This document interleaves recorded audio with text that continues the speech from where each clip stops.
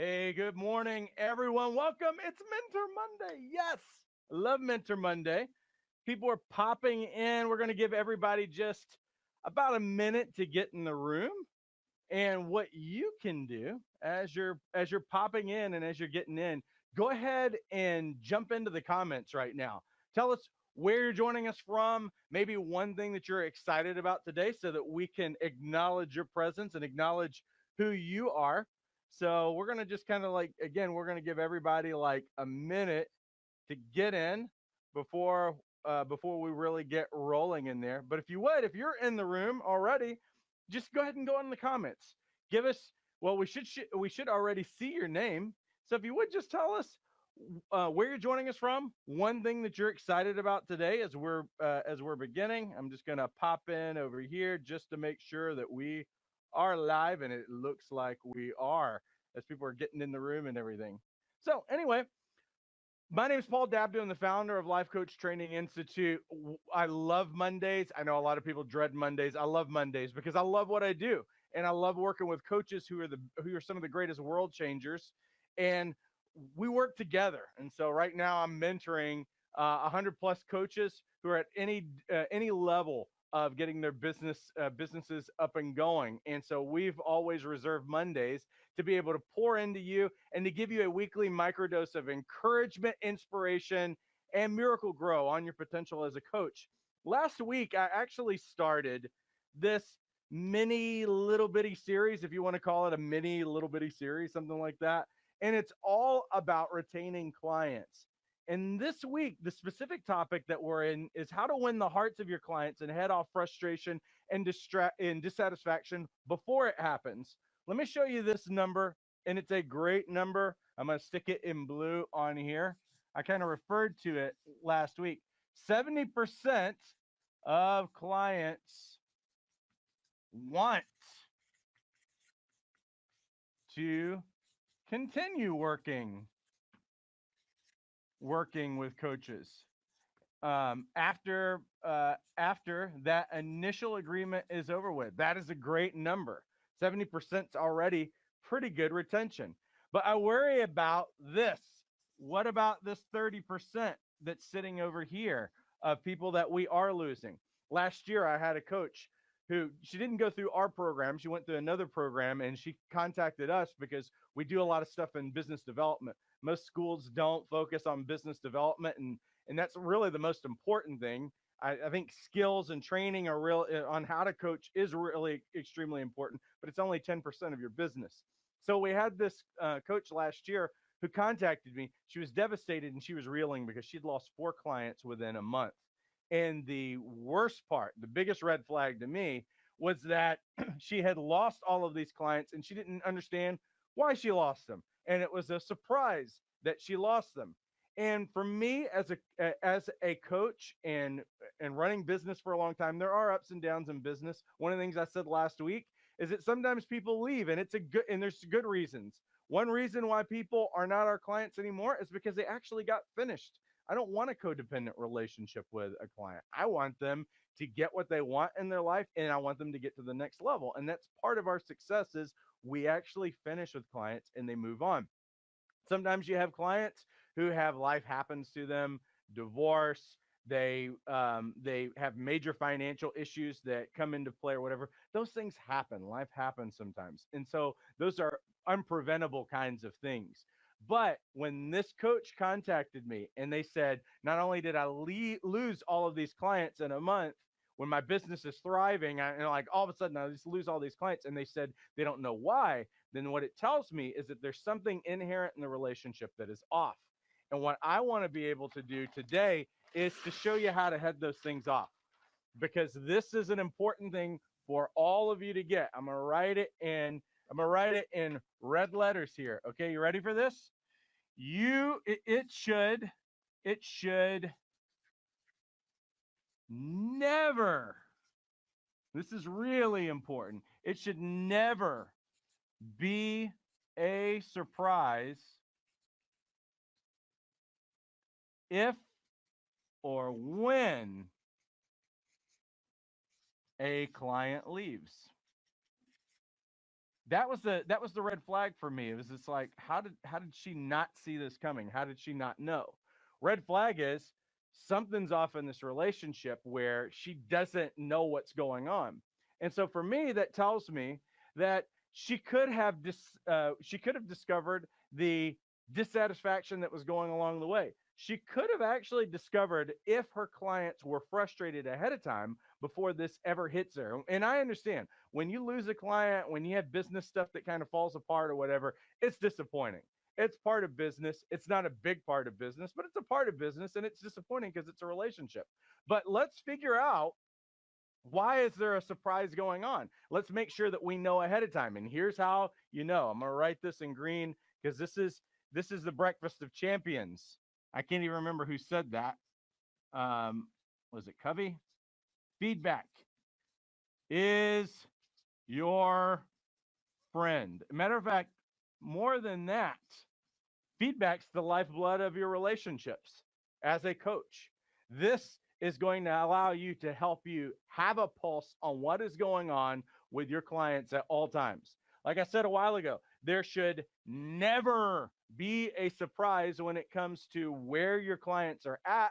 If they are dealing with frustration and they are dealing with dissatisfaction, matter of fact, frustration and dissatisfaction happens when there is poor communication going on and we don't have all our cards out on the table. There is something inherently wrong in the relationship if these things are happening. Now, listen, here's the thing is that I can't fix every time, and this is just in normal human life, okay, human interactions. We can't fix every time someone is frustrated or disappointed, right? I mean, you can't, if you work in retail, it doesn't matter what you do. Sometimes you can't fix things because we're not able to fulfill what somebody wants or what someone needs. That's just normal in every product, every service, and every human interaction. Okay? What I'm saying is two things. One is it should never be a surprise. Secondly, there are so many things that that create friction in relationships, create dissatisfaction in relationships that you could know and you could head off, but we're not doing this. We're not getting the right kinds of feedback from our clients to be able to do it. So here's the thing is that if you are only soliciting feedback from clients at the end of the coaching relationship, you are setting yourself up for a disaster. That is, and I do believe that you do exit surveys, you do these kinds of things, and you have conversations with your clients at the end. We should always do that because what I'm doing at that point is not only am I getting feedback from them, but I'm also getting referrals. I'm also getting testimonials, and I'm doing all of these other kinds of things. There's some things that you do maybe at the end. For me though, I get referrals while I'm working with clients. I get feedback and I get testimonials while I'm working with a client. I don't have to wait until the end. So don't do yourself a disservice in waiting to them. But I understand when there are certain kinds of surveys and certain kinds of things that are done at the close, because you should always do that to close the relationship really well. But as you're going along, feedback is something that you should be soliciting. Now, let me say this on the front end, because we have a lot of coaches who in a lot of their wiring, they really love people and they're heartsy kind of people. I mean, it's about the best way that I can say it. They really genuinely care about people and they feel things very profoundly. And sometimes when you're wired like that, it makes you avoid feedback at all costs because you're taking feedback as rejection. And sometimes we've experienced really, really bad feedback and it was hurtful, it was painful. We took it as criticism, we took it personally. When we are soliciting feedback, for one, if you will be the one who initiates feedback, and I want to make sure that we're not like covering anything up on here, okay? If you're the one initiating feedback, you can get the kinds of feedback that you want. You don't have to be afraid of feedback. Listen, you can't just self evaluate all the time in your life. You cannot just self evaluate when it comes to your coaching skills, with how you do business, with how people see you, interact with you. It's always going to be a poor, and this is what a lot of people do who are afraid to ask for people's opinions. They sit around at home all night after an interaction and they replay the entire thing and they're like, well, how did that go? I wonder how it was taken or whatever. You can know how it went. You can know how you are taken. You can find out how people perceive you if you will actually solicit feedback as you're going along. And it's critical for you as a coach. So here's the thing is that relationships change when people are not in real good communication, when they're not getting feedback, they don't make the necessary adjustments. So here's the thing is that frustration, let me write this down so that we are taking some notes on the board. Frustration and dissatisfaction, these are signs that a conversation didn't happen ahead of time. So when we get to frustration and dissatisfaction, sometimes there's impatient people who they don't have their order in 5 minutes or whatever. I'm hoping that you're not working with clients who are like instantly frustrated. I would deal with impatient, highly motivated people. I love working with them. And I know their wiring and they're impatient for results, but they're not impatient with me and they're not dissatisfied with me as a personality type. So I'm not going to put up with that kind of stuff. But I would say that most frustration and dissatisfaction, it starts over here and it just continues to increase until there's a break in relationship over here. The thing is that if I'm a coach, I could know as soon as these things start to happen. Like maybe right here. And you know what happens right here? If I deal with it, I bring them back. I bring them back to I bring them back to satisfaction. I deal with whatever is going on. Listen, your clients are adjusting, they are changing as they're working with you. Sometimes they need different kinds of things as they go along. Sometimes they need different ways, different, I'm not saying that you're going to change how you coach people. What I am saying is that you're going to adjust based on what's going on in the coaching relationship. Some things that people need, let's say we're in the first month, we're in month 1, month 2, month 3, month 4, month 5, month 6. There hopefully is a transformation going on here. And you know what? What someone needs here is going to be different than what they need here in many cases. But how are you going to know that? Well, here's how you know. You get regular feedback. You are soliciting feedback from the client so that you can adjust as much as you need to adjust to make sure that you are tailoring and you're adjusting who you are so that you can be completely who they need to be. I mean, think of every human relationship evolves. Marriage relationships, romantic relationships, relationships with your kids. And if you do not adjust how you talk to that person, if they don't adjust in the way that they relate to you, that is a dead relationship after a while. That's all of a sudden when the teenage years roll around and there's major conflict because you're a control freak because you didn't recognize that they grew up. If a husband and wife forget to have regular feedback, they they don't realize how quickly they can create distance and then there's a break. And so this is normal. Okay, so how do we do this? Well, here's the cool thing about this. How does this help you retain a client? Here's why. Because there's this big word that you see in business, and it's this word objection. When I get regular feedback, I eliminate every objection that would come up from somebody working with me. Objections, in most cases, people think about objections as um, you tried to sell something and you're like, I object, I don't want this, and you turn someone down on the front end. But there's objections that come up as people go along in relationship or the business that you work with or the places that you go. That it's kind of like there are people are making arguments all the time in their minds about where am I going to invest my time? Where am I going to invest my money? Because everyone knows that they have limits to those things. Time and money are going to be the biggest things. So there can be objections that pop up on things where there is not big value and benefit. So if people don't see the value and they are not seeing the benefit, then there will be an objection rise up in their heart and they're like, you know what, I'm not paying $1,000 a month for this service anymore, I'm done.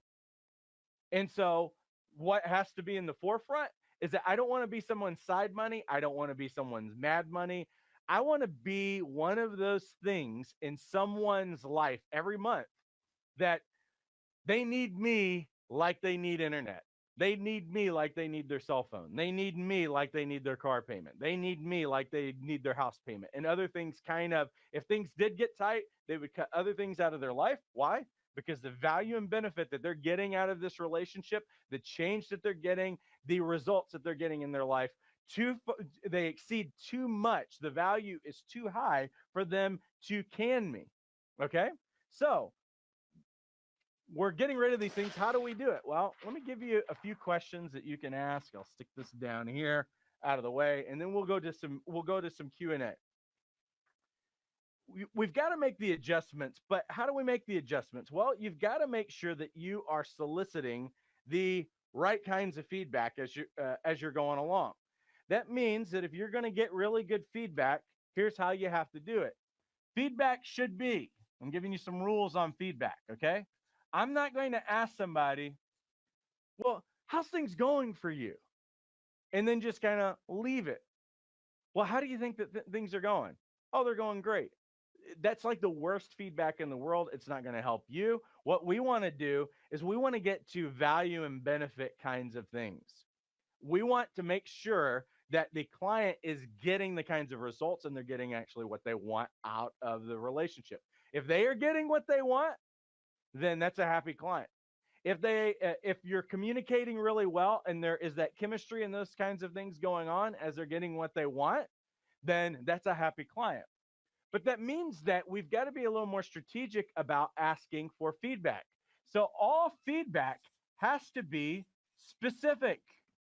It means that I've got to ask specific questions to get specific answers. I don't just ask, how's things going with you? Are you happy with, I'm not going to just say, are you happy with things? If you've ever done a survey for any kind of product or service or anything that you've bought, I went to like everything was closed for Easter, and I drove by Five Guys, got us food, and while I was waiting, they were like, "Oh, complete the survey," and I'm like, "Oh, it was so regrettable because they asked so many questions." I thought that they were just going to ask, "Did you enjoy your food or whatever?" No, that is not. They asked about atmosphere. How did people greet me? Did they get my order right? Did you like the price of you? I mean, it was a lot of information. The more specific we are, the better the feedback we're going to get and the better the adjustments that we can make. And so here's some of the questions that we can ask. And I wrote some of them down. I'm not going to write them on here because it'll take me a little while. Okay. So here's some of the questions. How could I support you better? They may not know, but they may know.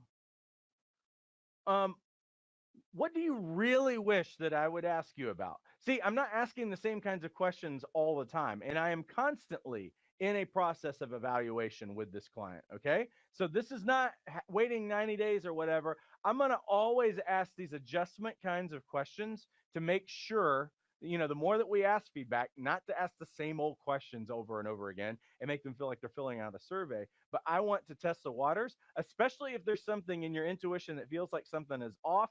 You need to just respond to that gut and not avoid it because it's an elephant in the room. Ask that question. On a scale of 1 to 10, how encouraged do you feel? On a scale of 1 to 10, how satisfied are you in this relationship? What can I do? What can I do to get it to a 10? So if they give you a number that's not a 10, what can I do to get it to a 10? See, now I'm getting specific feedback, and now I can make the adjustments that I need to make. And so coaching, as we all know, is client centered. We've got to keep them the center of everything that we're doing. We've got to ask the right kinds of questions, and we've got to make adjustments. I'm going to give you a little bit more on how the coaching relationship evolves and changes over the next couple of weeks, and you're going to see how we make these adjustments. But in the meantime, you have got to start soliciting feedback. If you've got clients right now and you have not solicited this kind of feedback over the last 2 months, you need to do it this week. Like, you need to just get over yourself, start asking the questions, and find out what's really going on in that relationship. Let me say this. Let me pay the bills really quick, and we're going to answer some questions for you guys today. Here's the deal. Like I said a while ago, obviously we do life coach training and certification. Well, that's part of the deal, right? Part of the deal is getting training and certification, but that's about 10% of your business. Yes, we have an extraordinarily affordable program. Why is it only $195? Well, I'll tell you why. because what we did years ago was we pioneered an online education. I had some background, I had some training, I had some understanding of what people would need. And what I was running into was a lot of programs that cost thousands of dollars and they don't even tell you how to get a client. They wave at you from the window and they're like, good luck with your coaching career. And they think, like most colleges and universities, that all you need to do is spend thousands of dollars on an education. And that's the end of their responsibility. And it's a bummer because people were going and getting trained and certified and they didn't know how to start a business. And that was true for me because I'd never done business before. So what we did is we got rid of doing live training because live on-site training does cost thousands of dollars. I'm a high-end coach, and when I'm training people, it costs a lot of money. Okay. What we did is we got rid of live training. We went fully online. Our training is online, on demand, and it's available 24/7. You do not have start and end dates. It's completely self paced, and you work through 10 modules. And after you complete the 10 modules with the competency activities and you pass the exam, then you've earned your credential for only $195. Right now, if you didn't know, we are the largest life coach training program in North America, and we're the number one online program. But one of the things that we launched a few years ago, because that's only part of it, we realized that gap between someone beginning a coaching career and getting the results that they want, really starting. Everybody needs a jump start because a lot of coaches don't know how to start. I went through that process, and you don't have to deal with the pain of that. And you also don't need to be thousands of dollars in debt doing this. For $97 a month, we bundle this with a life coach certification course so that you do get trained and certified in Jumpstart.